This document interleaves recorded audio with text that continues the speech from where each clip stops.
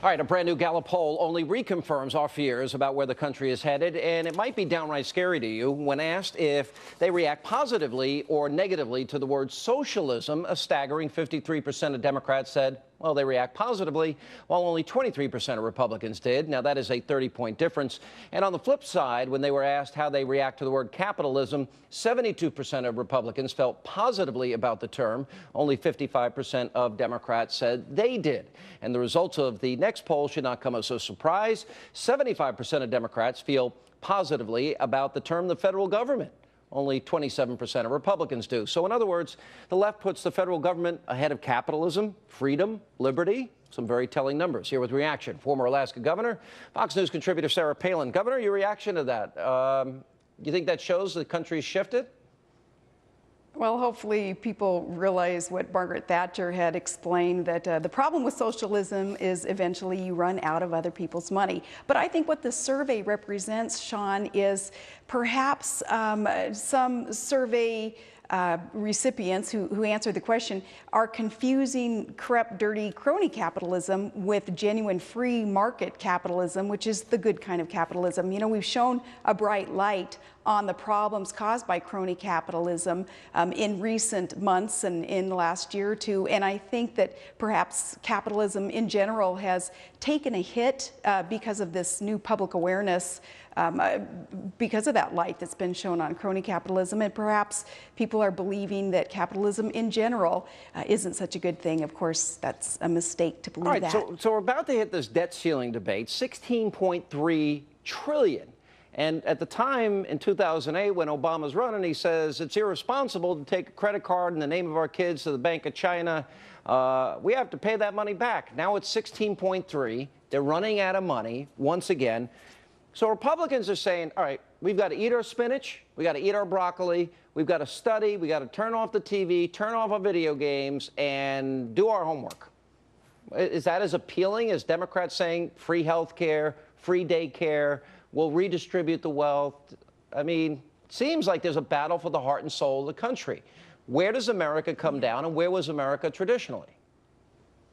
Yeah, well, first, let's address President Obama's flip-flop on his philosophy there when it comes to raising the debt ceiling. He certainly condemned President Bush in those years of raising the debt ceiling, and then look at where he's taken this country. He's taken us into a state of bankruptcy with his changed idea on it being a good thing to raise the debt ceiling. A very scary proposal was recently revealed too by Geithner, essentially saying let the president have free rein on raising the debt ceiling to whatever level he wants it. Can you believe that? That's a very scary thought, because Barack Obama is a socialist. He believes in socialism, in redistributing wealth, in confiscating hard-earned dollars of our small businessmen and women so that they cannot reinvest their dollars and hire more people and grow and expand. Instead, he believes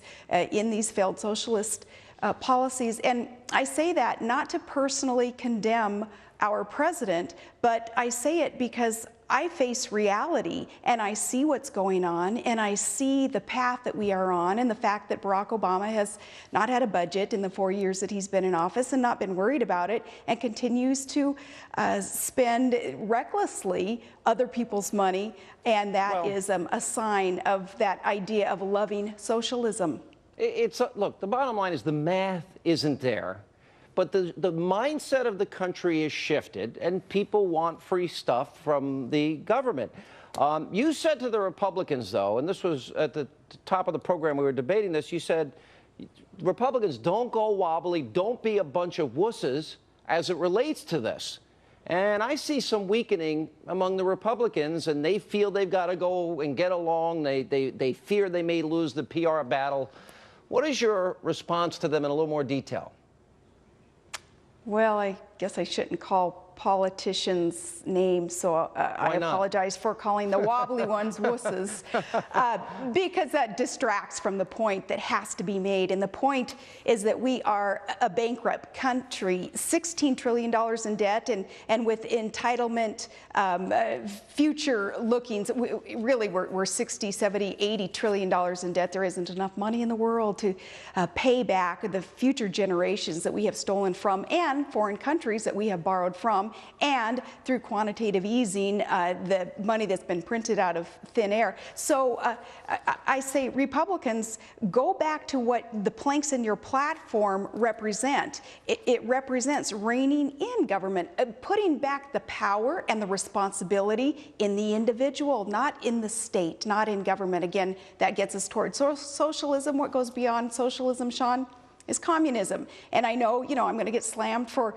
speaking so bluntly about what's going on here, but that is exactly what's going on. Just, read history. See how these very mighty empires have fallen because of government being so burdensome on the people and taking away opportunity and freedom, taking away an individual's work ethic. That leads to the downfall of that country, of that empire. All right, Governor Palin, good to see you again, and good admonition and warning, and we're going to see where the country goes. We'll watch these Republicans closely, and if they go wobbly, well, we'll call them out on it. Thank you for being with us. Thank you.